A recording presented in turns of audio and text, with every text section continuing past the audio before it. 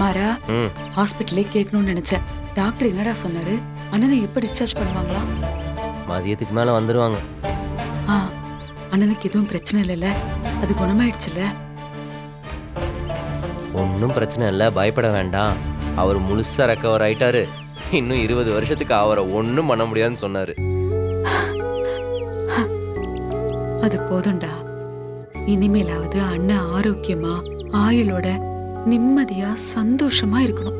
ம் எவ்வளவோ பிரச்சனைகளை பார்த்துட்டாரு. இதுக்கு மேலே என்ன? நல்லா இருப்பார். ம். ம். மாறா, ம் உன்கிட்ட ஒண்ணு கேட்கணும். என்ன? இருடா, வீட்ல யாராவது பாத்திர போறாங்க. கேளு. ஆமா, அண்ணன் உன்னை ஹாஸ்பிட்டல்ல உள்ள கூப்பிட்டுச்சுல, என்னடா சொல்லுச்சு? உன்னை திட்டுச்சா? வீட்டை விட்டு போன்னு சொல்லுச்சா?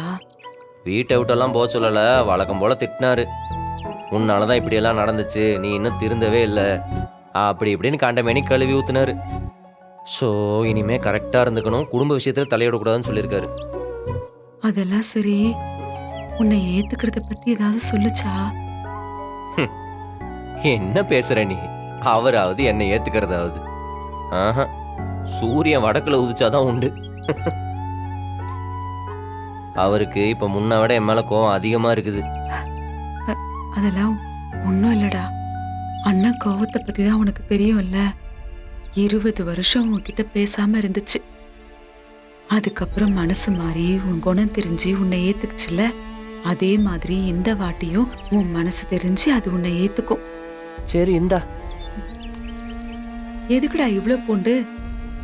அப்பாக்கு ஆட்டுக்கால் வாங்கி பூண்டு நிறைய தட்டி போட்டு பாயா வச்சு கொடு, கொஞ்சம் நல்லா தெம்பா இருப்பாரு. டாக்டரு நல்லா சாப்பிட சொல்லியிருக்காரு.